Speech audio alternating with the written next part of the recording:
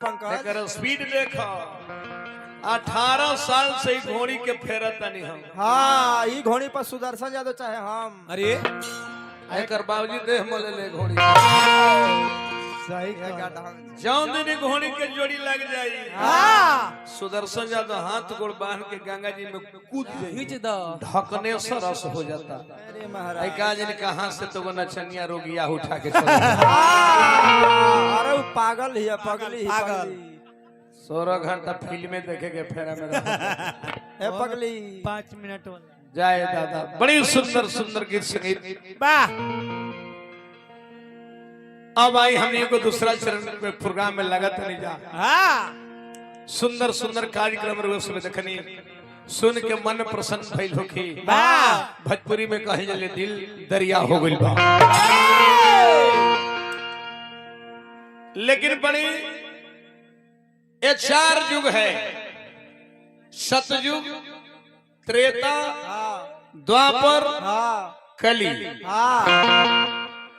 इस चारों युग में रविंद्र भैया सबसे श्रेष्ठ युग कल युग है। हाँ कैसे गोस्वामी जी अपने मानस के अंदर लिखनी का कृत युग समझो जीवी ज्ञानी ज्ञानी कर हरि ध्यान तरहि भो प्राणी प्राणी त्रेता विविधि यज्ञ नर करहि करही प्रभु के समीप कर्म भव तरहि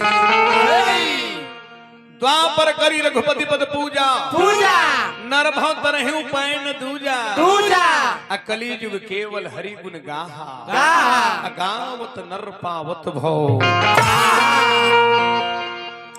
तो अपने मान तनी डाण हमारा कहतन के होइसे ना मान जाओ होइसे ही से मान शिकायत भाई जेकरा जौन बुझाई तो ने न मान जी। ऐसे कहे के भाव आ गइल। भजन क्या है क्या है क्या है क्या है खूब चंदन लगावा टीका करा दाढ़ी बढ़ावा हाँ राम नाम जप जप आ सांझी खानी ढोल छड़ दे वाली टॉप भजन ना मन की तरंग मार लो बस हो गया भजन भजन आदत बुरी सुधार लो बस हो गया भजन भजन भूखे के दे दो भोजन भोजन प्यासी की दे दो पानी पानी लंगड़ा गिरे संहार लो बस हो गया। नाचा तारू कौम पगली और ठलाली बुझाते के सौसे मार्केट के लगा के धैले बड़ ऐसे कहे के भाव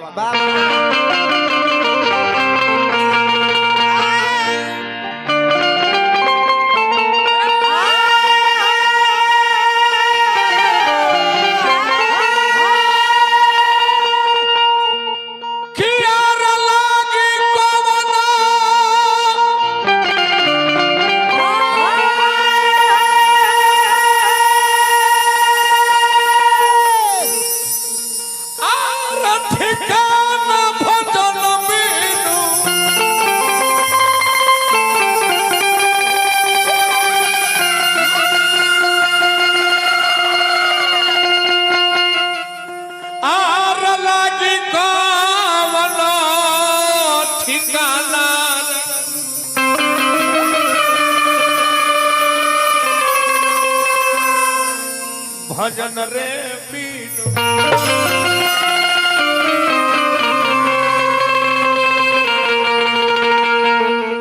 हे नचनिया ए नेपा एकरा संग लड़े आबो तब विटामिन पी के आ।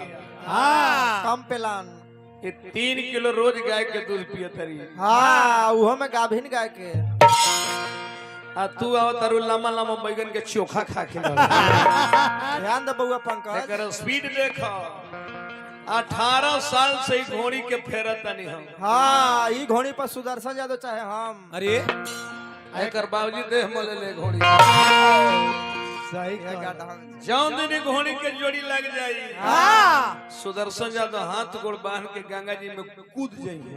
हाँ फिर पैर के निकल जाए। भजन भजन अरे लागी